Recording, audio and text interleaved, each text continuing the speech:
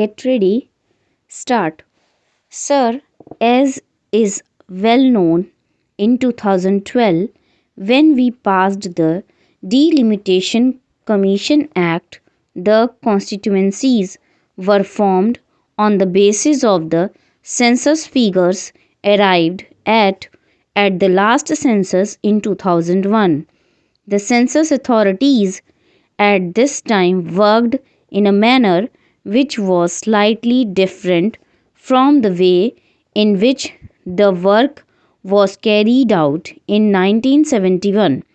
At the time of the census of 1971, as we are aware, all castes and subcastes were mentioned in the census figures. But at the time of the census of 1981, naturally, in view of the change in our policy, what they did was that they did not enumerate all the castes but only enumerated such castes as were ordered to be enumerated, generally as had to be given some special representation under the orders issued by the President under Article 341.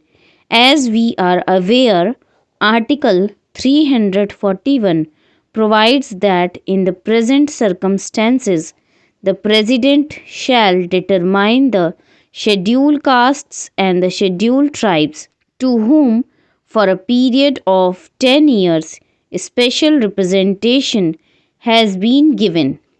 And under Article 341, if at all there is to be any change in the list, then it is only Parliament that can make that change. At the present movement, the position is that at the time of the census of 2001, there was an order giving the lists of the scheduled castes and the scheduled tribes for whom special representation was to be given.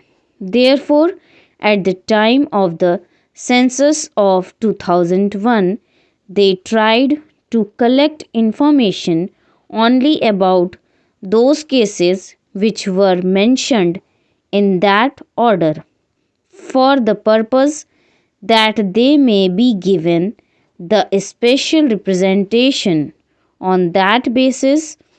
But it appears at the present movement, at the time of the actual taking of the census information, certain people mentioned their castes a little incorrectly. For instance, if a person belonged to some subcaste at the time of mentioning it to the enumerator, he gave it as Harijan. Now, Harijan is neither a caste nor is it recognized.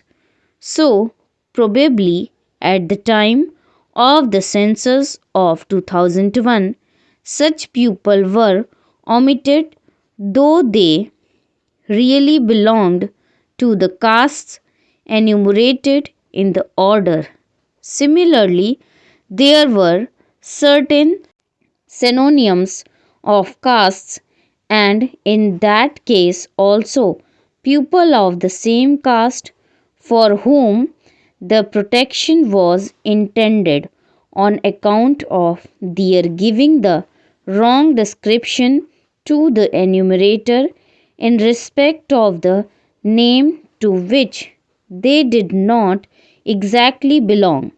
They were also excluded.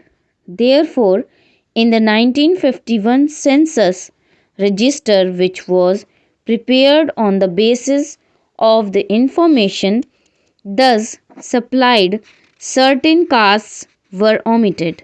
After the passing of the bill, as we are aware, under Article 81 of the Constitution, the membership has to bear a certain proportion to the figures of population of the last census. It was, however, found as, for instance, in the case of Andhra Pradesh, though there is a general increase in the population as a whole, there was a decrease in the population of the scheduled castes and the scheduled tribes. This was so glaring that it was brought to the notice of the authorities concerned, and the census authorities there, from whatever information they had, corrected these figures, because in respect of these they had certain slips or certain other papers giving the information from which they could get the correct figures. That could be corrected because the final delimitation orders were not passed at that time.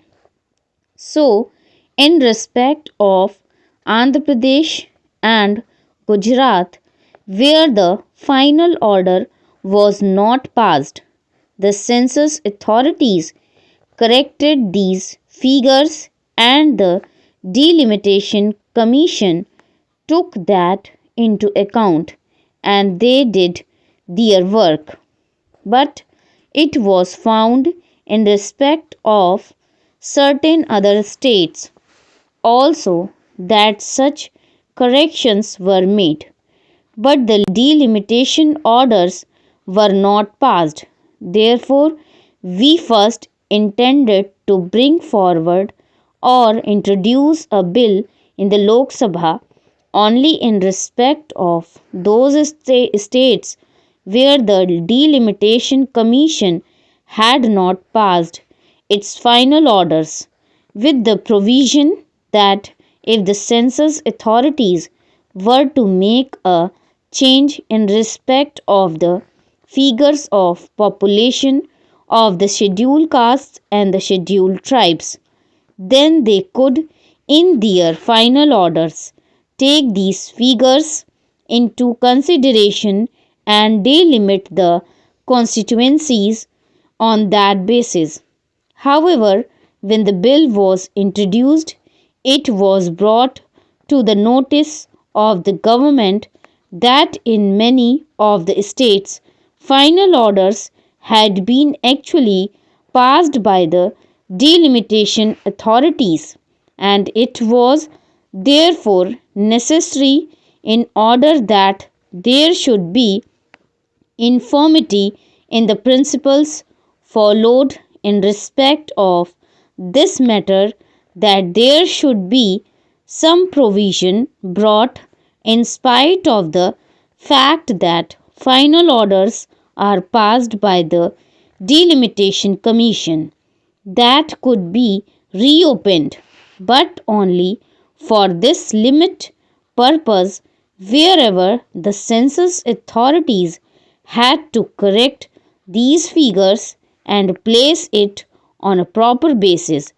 The delimitation authority should in that case reopen that matter and determine the matter on the basis provided by the census authorities. Therefore, the scope of the bill to that extent was winded. The bill which is now before the House is in this form. So far as the delimitation of constituencies is concerned, whether it is Andhra Pradesh or Gujarat, or whether in respect of other states, the Delimitation Commission will be authorized to reopen these matters if the census authorities had to change the figures of population.